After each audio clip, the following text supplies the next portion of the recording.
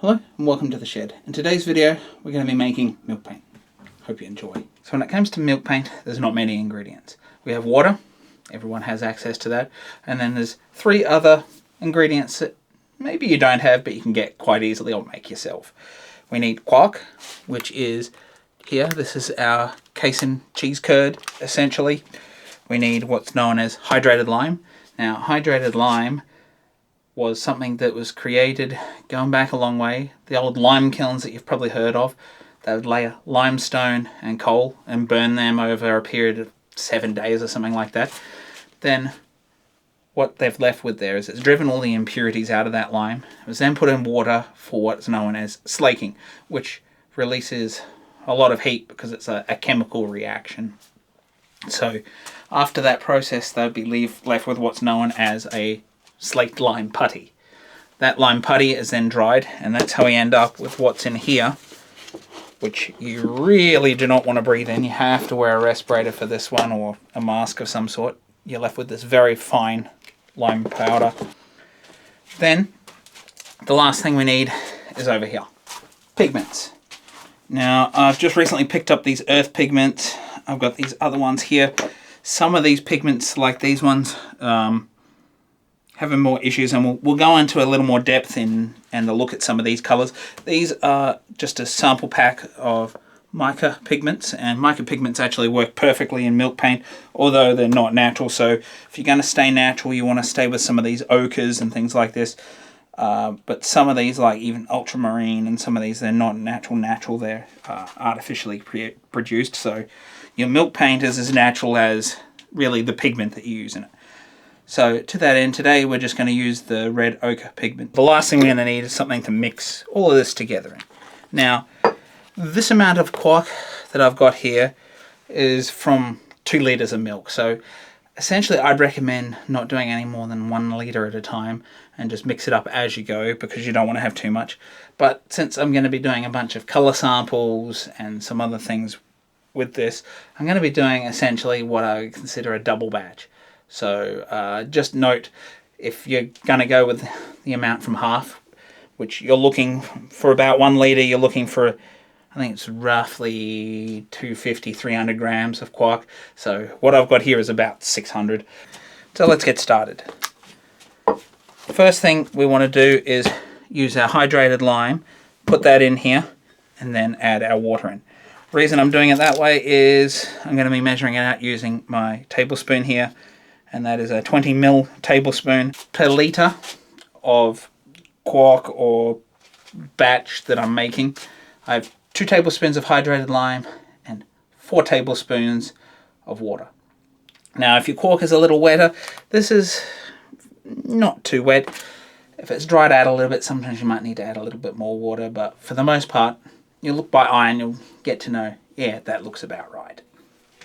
And the same sort of goes with the pigment. There's no real set amount in my opinion. It depends on the type of pigment you got and how deep a richer colour you're looking for and all that sort of thing. So let me put the mask on, and we'll start by putting the hydrated lime into the jar.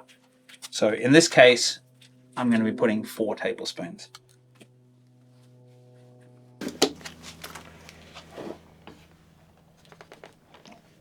Roughly level. So we're going to put 4 in here. You might be able to see on camera that this is kind of floating up in the air a little bit already. So since I'm doing that double batch, we're going to put 8 tablespoons. Or essentially I put twice the amount of tablespoons of water as I do hydrated lime.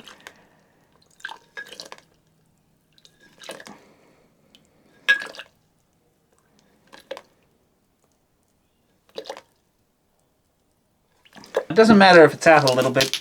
This is not exact. What you want to do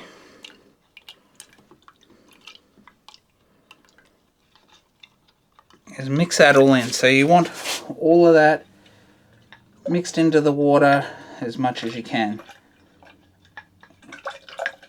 Get right into the corners. That's why something like these silicone spatulas are actually really good for that. They get right in the corners well, nothing sticks to them, and they're easy to clean.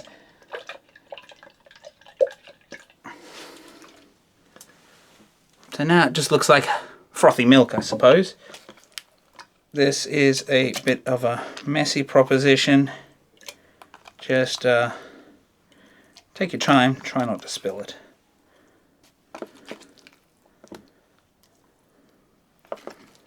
We don't really want to lose any of this. We want it all in there if we can.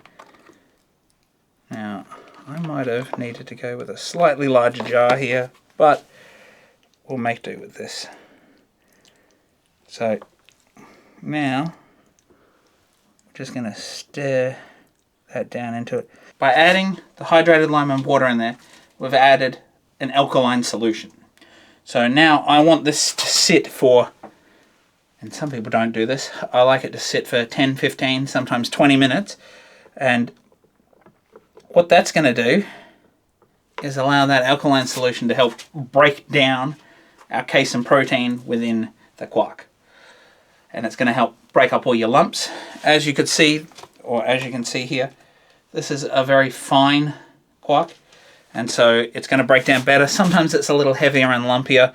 I found that the if you make it from the type of milk, so this is from high-low milk, if you make it from the lower fat milks, sometimes it clumps together a little bit more depending on brands. So I'm just going to give this a good stir, and I'm going to come back and stir it in about 10 minutes and let it sit for another 10. So what we're trying to do is get this all into one homogeneous amount with no lumps. This works the best from my trials, and we're just going to let this sit and let it do its thing.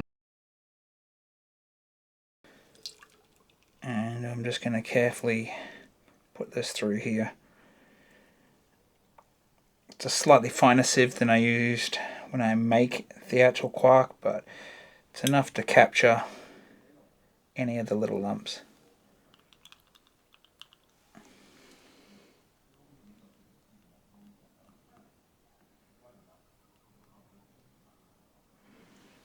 So you can see what we got off that.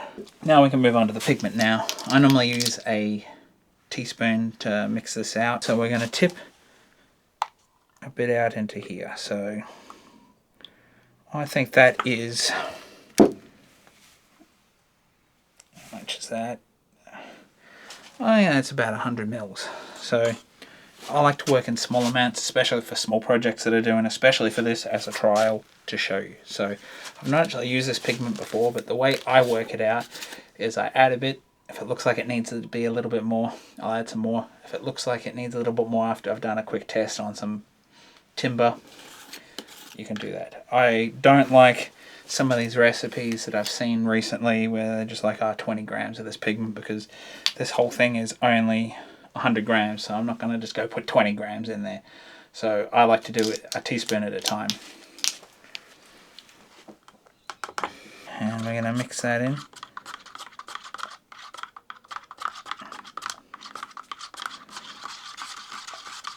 Now, anything you mix in is always going to come up lighter because of the colour of the milk paint. So you can see that that is very light, and I can see the staining, and that's why I like to use one of these wooden sticks to mix it.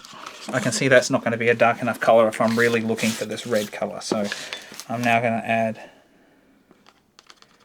another teaspoon, and I'm going to do 1 teaspoon at a time until I know roughly what it is that I want.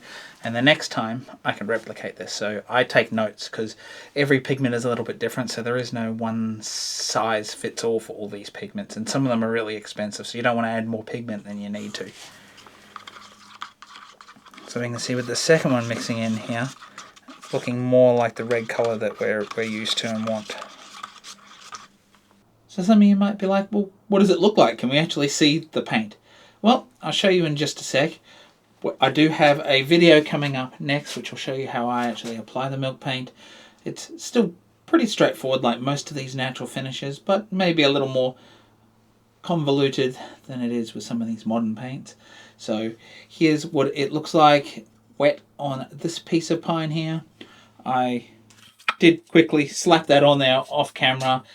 because I had to go do something. So I got a couple of coats on there. Obviously this one's still drying, but I will be doing another video coming up next, which will show what this paint looks like on both hardwoods, so in my case Jarrah, and also on pine, so you can get a bit of a juxtaposition, and we'll also have a look at a top coat, whether that is an oil or a paste wax. So there you have it, folks. That's how quick and easy it is to make your own milk paint.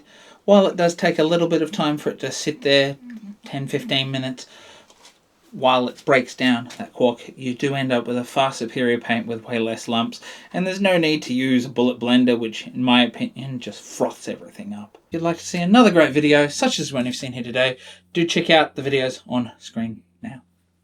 Bye for now.